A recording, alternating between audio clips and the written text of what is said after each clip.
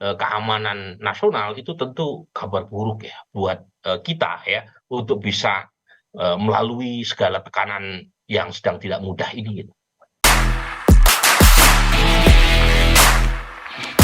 Melalui sambungan telepon kita sudah bergabung bersama pengamat politik Burhanuddin Muhtadi siang hari ini.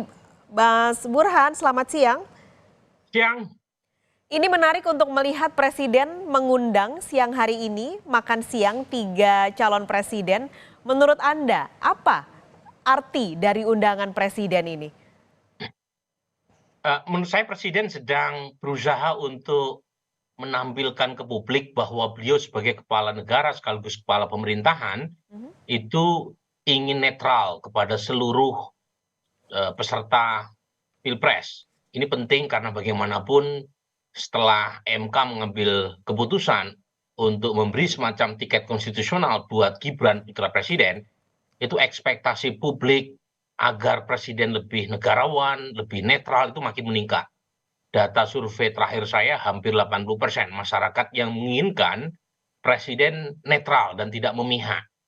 Nah, ini tentu berkaitan dengan semacam kekhawatiran kalau misalnya Pilpres 2024 diikuti oleh putra beliau yaitu Gibran sebagai capres Pak Prabowo, itu dikhawatirkan instrumen kekuasaan tidak bisa bersikap netral. Nah, saya kira apa yang dilakukan oleh Presiden Jokowi hari ini dengan mengundang para capres untuk hadir dalam jamuan makan siang itu untuk memberikan gesture sekaligus sinyal dan kode kepada publik bahwa presiden akan mengayomi seluruh calon presiden. Tapi apakah memang pengaruhnya sebesar itu dengan undangan ini, Mas Burhan, untuk melihat ini kan kalau secara apa ya logika gitu, anaknya nyalon jadi cawapres, masa sih bapaknya nggak mendukung anaknya begitu? Nah, apakah memang gesture yang tadi Mas Burhan cerita ini akan berpengaruh begitu besarnya memberi sentimen kepada masyarakat bahwa memang presiden ini netral? Ya tentu apa yang disaksikan hari ini tidak serta-merta langsung ditelan oleh publik ya. Publik tidak otomatis percaya bahwa pemerintah akan bersikap netral hanya sekedar dengan mengundang jamuan makan siang. Jadi komitmen hari ini harus dilanjutkan dalam bentuk yang konkret ya. Misalnya presiden harus menginstruksikan kepada aparatur negara tidak menggunakan apapun ya yang berkaitan dengan fasilitas publik untuk kepentingan salah satu calon. Jadi saya setuju bahwa ini tidak serta-merta membuat publik percaya, tetapi kan namanya komitmen baik ya harus disambut ya. Nah, nanti tinggal kita cek, kita awasi, kita monitor apakah komitmen verbal Presiden Jokowi, gesture atau sinyal ini diikuti dengan bukti konkret di lapangan atau tidak. Oke, ini juga sebenarnya terjadi ketika partai dari presiden yaitu PDI Perjuangan sedang banyak apa? Saya kasih tanda kutip di sini Mas Burhan, menyerang presiden dengan berbagai langkah begitu. Ada yang bilang presiden meminta 3 periode, lalu juga sekarang mengarah juga ke Gibran. Apakah ini juga kadang kan kita melihat Presiden Jokowi ini punya banyak sekali gimmick-gimmick politik yang dilakukannya. Ini apakah menjadi salah satu bagian juga dari jawaban untuk PDI Perjuangan dari Presiden Jokowi? Mungkin nggak terlalu bisa dikaitkan dengan PDI Perjuangan ya, tetapi ini lebih berkaitan dengan tudingan bahwa Presiden Jokowi tidak bisa berlaku netral, Oke. bahwa ada semacam apa namanya tudingan dari PDI Perjuangan berkaitan dengan 3 periode dan seterusnya itu kan berkaitan dengan lain hal ya. Tapi lebih sebelumnya kan Presiden Jokowi mengeluarkan statement soal cawe-cawe. Mhm. Nah, meskipun Pak Jokowi mengatakan cawe-cawe itu konteksnya adalah ingin memberikan pengaruh agar keberlanjutan kepemimpinan nasional itu bisa mengarah pada komitmen menghadirkan Indonesia Maju 2045, tetapi statement cawe-cawe itu kan kemudian dikaitkan dengan munculnya Gibran sebagai cawapres Pak Prabowo. Mhm. Jadi kemudian publik mempertanyakan apakah ini yang dimaksud dengan cawe-cawe ketika ujung dari statement itu ternyata memunculkan putra beliau sebagai salah satu peserta pemilu 2024.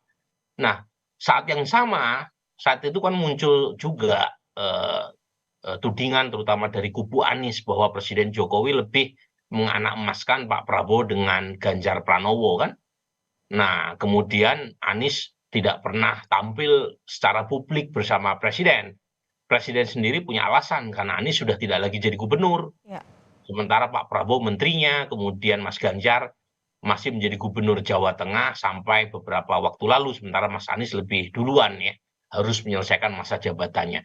Nah, setelah ditetapkan oleh atau setelah KPU menerima pendaftaran ketiga capres, jadi Presiden Jokowi sebagai kepala negara kan merasa perlu untuk mengundang tiga-tiganya. Mhm. Kalau sebelumnya kan nggak ada pintu masuk untuk mengundang ketiganya apa? Lawong Ganjar dan Anies Baswedan sudah tidak lagi menjadi kepala daerah. Sementara Pak Prabowo mungkin karena statusnya sebagai anak buah Presiden Jokowi, ya dalam banyak hal seringkali berjumpa dalam kegiatan. Nah, kali ini ada alasan untuk mengundang ketiganya secara formal karena ketiganya sudah didaftarkan ke KPU. Mhm. Bertemu dengan ekspektasi publik agar presiden lebih netral sekaligus bersamaan dengan kekhawatiran publik supaya presiden jangan memberikan dukungan kepada salah satu calon. Nah, gesternya diwujudkan dengan mengundang tiga calon. Jadi nggak ada kaitan langsung dengan PDI Perjuangan. Hmm, tadi Mas Burhan juga cerita soal ini nanti kalau memang, bisa diterima masyarakat mungkin secara tidak langsung akan ada lagi komitmen-komitmen konkret politik lanjutan. Boleh dielaborasi lagi Mas Burhan, apa sih yang nantinya, bisa memberikan pengaruh cukup besar dari komitmen presiden untuk menunjukkan bahwa memang saat ini sebagai negarawan presiden netral? Ya, menurut saya presiden harus menindaklanjuti pertemuan sekarang kepada seluruh aparat pemerintah Mhm. agar netral, tidak memberikan privilege tertentu kepada salah satu calon. Jadi ada surat edaran yang diberikan kepada seluruh aparatus negara, TNI, kemudian Polri, kemudian Kejaksaan, termasuk juga institusi seperti kementerian maupun surat edaran kepada seluruh kepala daerah agar tidak menggunakan instrumen kekuasaan, tidak menggunakan aset negara untuk kepentingan pemenangan kepada salah satu calon manapun ya. Mhm. Jadi ada follow up-nya, tidak sekedar makan siang gitu ya. Makan siang penting gitu ya. Tetapi jangan sekedar makan siang saja, tapi ada follow up-nya dan kemudian publik mengawasi. Kompas TV, media, civil society mengawasi ada tidak abuse of power berkaitan dengan proses menuju 2024 nanti ya. Termasuk nah pertemuan kali ini bukan semata-mata itu ya, tapi presiden juga harus memberikan gesturnya kepada ketiga calon presiden yang diundang ya, setahu saya yang diundang hanya tiga capres ya. Mhm. Cawapresnya nggak diundang gitu ya, setahu saya ya. Jadi Mas Gibran nggak ada di situ, Pak Mahfud nggak ada di situ, Pak Muhaimin nggak ada di situ. Nah, saran saya gitu ya, itu juga dipakai untuk memberi nasihat kepada tiga calon presiden yang diundang makan siang ini ya, agar kampanye secara damai dan gembira. Mmm. Ya, jangan menyebarkan hoax, jangan menggunakan politik identitas, ya, jangan menyalahgunakan kekuasaan, ya. Ini penting ini, karena situasi dunia sedang tidak baik-baik saja, ya, geopolitik sedang memanas di banyak tempat, di Timur Tengah, kemudian di Rusia dan Ukraina, kemudian memanasnya perang dagang antara Amerika dan China, ya. Jadi membutuhkan persatuan, ya, berkaitan dengan tujuan yang lebih besar ya, bukan sekedar kemenangan elektoral. Jadi jangan sampai proses menuju Pilpres 2024 itu menimbulkan luka dan harus dicari, nah ini ada kaitannya nih ya dengan PD Perjuangan tadi, Mhm. harus dicari satu formula yang bersifat win-win, jangan zero sum game. Mmm. Ya, karena terus terang saya harap-harap cemas ya, sangat khawatir melihat perkembangan perseteruan antara PD Perjuangan dengan Istana yang menuju pada indikasi yang kurang positif. Ya, saya tahu kedua belah pihak ini mungkin merasa dikecewakan satu sama lain, tetapi harus ditempatkan kepentingan nasional yang lebih besar di atas segalanya. Ya. Jadi jangan sampai hubungan kedua belah pihak, Presiden Jokowi dan PD Perjuangan itu memburuk, karena yang rugi adalah bangsa Indonesia. Mhm. Jangan sampai hubungan itu memanas hanya karena persoalan elektoral, kemudian mengabaikan kepentingan yang lebih besar. Ini penting nih, saya sampaikan, karena sejauh ini kedua belah pihak itu sebelum drama terakhir, itu hubungannya bersifat simbiosis mutualistik. Ya. Mhm. Presiden Jokowi mendapatkan dukungan penuh dari PD Perjuangan untuk menjaga stabilitas politik, karena PD Perjuangan adalah kapal induk terbesar di parlemen ya, dengan kursi terbanyak, yang memberi garansi kepada Presiden Jokowi untuk bisa memuluskan semua kebijakan berjalan secara baik. Saat yang sama PD Perjuangan juga mendapatkan insentif dari popularitas Presiden Jokowi. Ya. Data saya, survei indikator terakhir menunjukkan 24% dari total responden yang mengaku memilih PD Perjuangan itu karena suka Presiden Jokowi. Jadi Mhm. kalau misalnya kedua belah pihak ini memanas, dari sisi politik Presiden Jokowi kehilangan salah satu induk pendukung utama stabilitas politik pemerintahannya, apalagi jelang berakhirnya masa jabatan beliau tahun depan, dan saat yang sama PDI Perjuangan juga kehilangan 6%-an suara dari kantong basis pendukung Pak Jokowi menjelang pemilu legislatif dan Pilpres 2024. Jadi yang dirugikan bukan hanya Pak Jokowi, Mhm. PDI Perjuangan, tapi yang paling penting bangsa Indonesia. Oke, ini apakah kekhawatiran Mas Burhan soal zero sum game yang mungkin tidak berharap sampai di sana akan terjadi karena pertikaian politik ini akan mengganggu kedamaian dan kehangatan yang ditunjukkan dari makan bersama presiden bersama tiga bakal capres ini, Mas Burhan? Masalahnya kan bukan hanya Presiden Jokowi dengan Mas Ganjar atau Pak Prabowo atau Mas Anies ya, Mhm. tetapi ketiga calon ini kan mewakili kekuatan politik besar di belakangnya. Jadi kalau mungkin Mas Ganjar bisa menerima itu ya, pilihan Mas Gibran jadi cawapres Pak Prabowo, kemudian Mas Anies juga mungkin bisa menerima pilihan politik pribadi keluarga Presiden Jokowi. Tapi kalau misalnya PD Perjuangan tidak menerima kan repot. Hmm. Ya. Jadi poin saya itu bukan Mas Ganjarnya secara pribadi ya, tetapi institusi-institusi politik besar di belakang beliau, termasuk juga di belakang Pak Prabowo maupun Mas Anies.